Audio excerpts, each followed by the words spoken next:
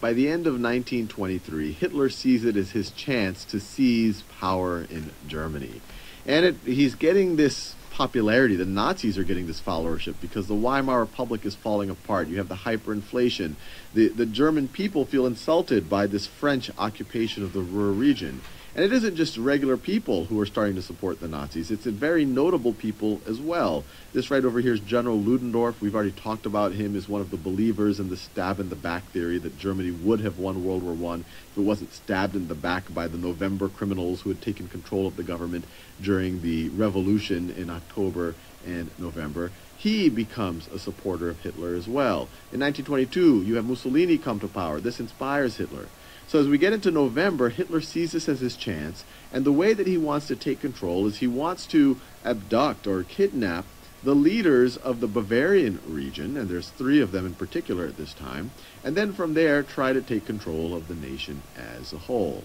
And so in November of 1923, you have a gathering of the 3 gentlemen who are essentially in charge of Bavaria, a gathering of them and several thousand officials in Bavaria, at a local beer hall in Munich, at a beer hall. And Hitler sees this as the opportunity to take control. So this is where he launches his beer hall Putsch. And I know I'm mispronouncing it, but Putsch literally means coup d'etat, to try to overthrow the government. And so Hitler and his Nazis, they go to that beer hall meeting of the government officials. They surround it with their paramilitary group, their stormtroopers.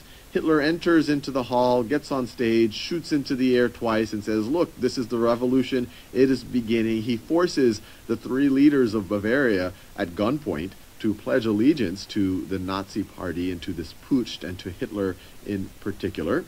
But then things start to go a little bit, start to dissolve.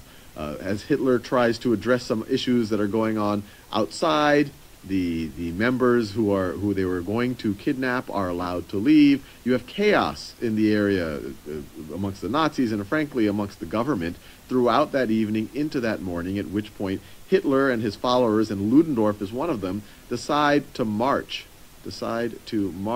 into central Munich. All of this is happening in Munich, which is in Bavaria.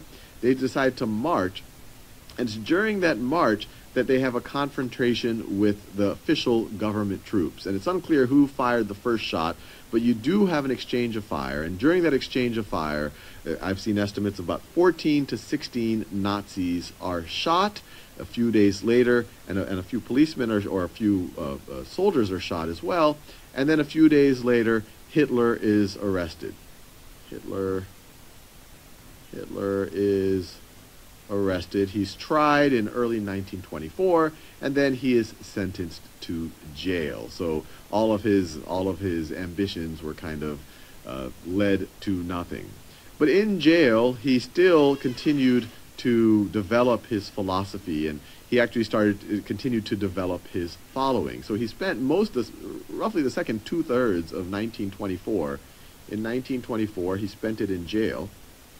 1924 was spent primarily in jail, but while he was in jail, he dictated his autobiography and his belief system in Mein Kampf, which literally means my struggle. And it's actually banned in many countries. It's not banned in the U.S., but it does make for interesting reading, because you get a sense for, on one level, how bizarre Hitler's brain was and how disturbed Hitler's brain was. But on the other side, you can appreciate that he was a strong communicator. Even before any of this, people would talk about how transfixing his eyes were, how much attention people paid to him when he would give a speech. But you can even see this in his writing, and you can do a web search on it, and you can get the entire text of Mein Kampf. And it's disturbing and fascinating at the same time. But this is a little passage, and in this passage, it gives you an idea of Hitler's view of why Germany was having these failures, and what he, in his bizarrely disturbed mind, thought what the solution was. If we pass all the causes of the German collapse in review, the ultimate and most decisive remains the failure to recognize the racial problem, and especially the Jewish menace. So he's blaming all of Hitler's difficulties on a racial problem, and in particular on Jews. The defeats on the battlefield in August 1918 would have been child's play to bear.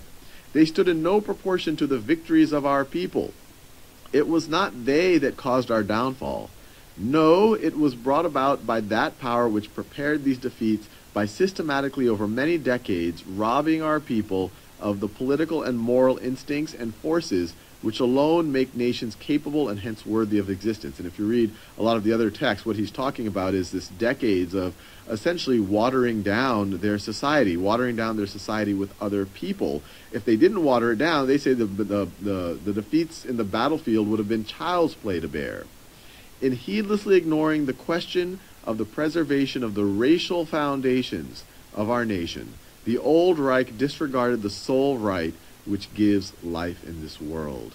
So he views this racial, in his mind, racial impurity as the reason why Hitler was the reason why Germany was facing all of this difficulty. And as we'll see over the next few videos, this leads to one of the ugliest and bloodiest periods of human history.